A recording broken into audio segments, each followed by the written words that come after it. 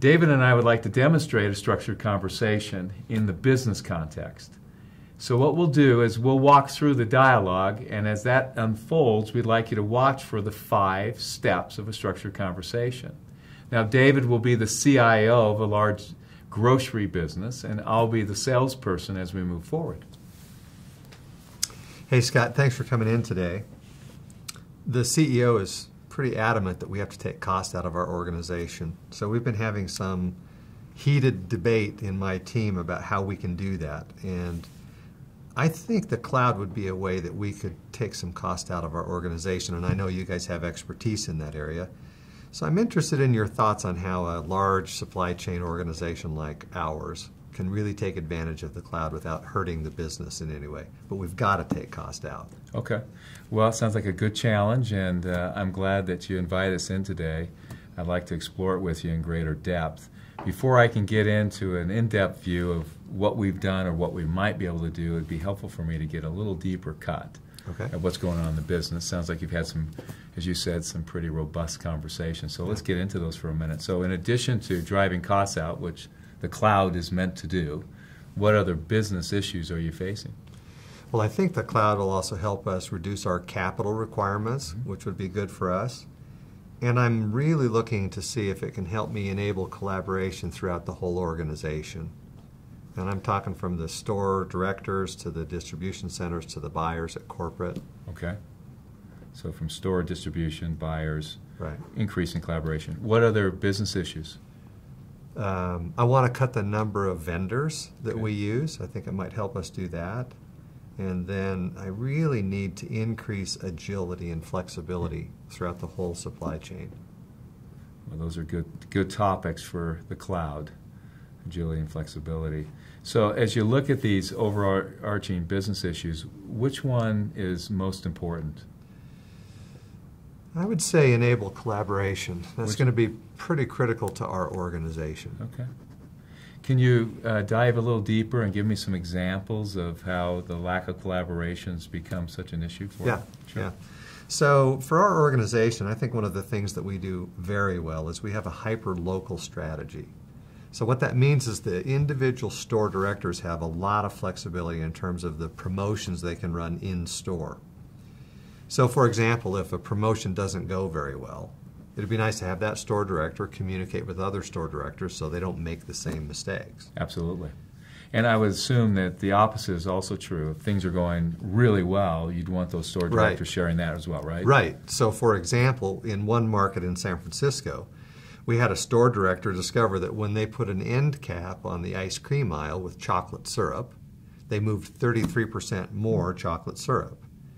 So, and then they tried store-branded chocolate syrup instead of the nationally recognized brand, and margins are even better on that. So you multiply that across all the products that we have or the different in-store trials we do, you can see how that could affect our top-line revenue. I like it. Great example. Other examples of collaboration issues or challenges? There is a significant challenge that we also have to address, which is at the distribution centers. Okay. So we have corporate buyers who order product from vendors. Those trucks come into the distribution centers for disbursement out to the stores. And we have an inbound quality control team. So they check to make sure that the shipment is accurate in terms of what the buyer ordered. Where we get into trouble is in the produce area. We're expecting, for example, strawberries of a certain size. And so if the inbound quality control person sees that those aren't the size of strawberries that we ordered, he has to reject the shipment. Well, before that happens, we want them communicating with the buyers, because the buyers know and understand from a marketing perspective what advertisements we've put out, what customers will be coming into the store looking for. And so if we have the wrong product, we have to make a decision. Are we going to accept that or are we going to reject it? So I need better, easier collaboration between the distribution quality control and the buyers. This could also mean bringing the vendors in. And you can imagine this happens with multiple vendors a number of times throughout the day as the shipments come in. So I've got to facilitate better collaboration in that. So that's a great example. What I like about that is it has a lot more rigor to it. if we're looking at the vendors communicating with the buyers with inbound quality control, then out to the stores. That's great, great. Other issues? There's one that it's probably not nearly as significant as the other two, but it is still something that gets my attention. If you just walked around our organization and you just watched what was going on, if no one knew you were looking, you'd see undocumented workarounds for areas where we don't have policy or process. Sure. But what happens is store directors and inbound quality control people and buyers, they know who to call. And my belief is if we increase the ability for them to collaborate, they won't be as reluctant to pick up the phone and call somebody, and that could help us save quite a bit of money. And so you're hoping that the collaboration going up will actually solve the workarounds? I think. At least part of it. Right. And it sounded like there's policy and other things that you're trying to drive there, right? Some standardization. We'll work on that stuff, Yeah, sure. Okay. Well, this sounds interesting. So I think I'm getting it. Let's see if I have a capture of it. So as you think about the stores, the trials, the distribution centers, the detailed collaboration there, and even the workarounds, what do some of these things lead to in the business? Well, let me just take one, like the distribution inbound quality control issue. If the product gets delayed on the truck, that means we have late shipments to the stores. Mm-hmm. Late shipments to the stores equals overtime. More importantly, there's a ripple effect when customers come in looking for that product and it's not there. Because then we have to scramble, find another vendor, get in the right product so that our customers are happy, and we oftentimes pay more in that case. The more important issue, though, is spoiled bad product. If product sits on a truck for very long, it can go bad in a matter of hours. So we have to facilitate that process. So as you think about this spoilage and so forth, how are you measuring these challenges around these delays and the ripple effect? Good question. Every distribution center is required to send a spoilage report on a monthly basis to corporate. And then, of course, we share that with the buyers. And what we do with that report is we watch to see is there any vendor that has a bigger problem with actually sending what we ordered. And so we address those issues. And so we monitor that on a monthly basis per distribution center. Okay. And so what's the standardized cost that you're looking at as you think about these spoilage reports? What are you seeing in these distribution centers? I think the latest figures were somewhere around $80,000 to $85,000 per month per distribution center. Okay. All right. Per center.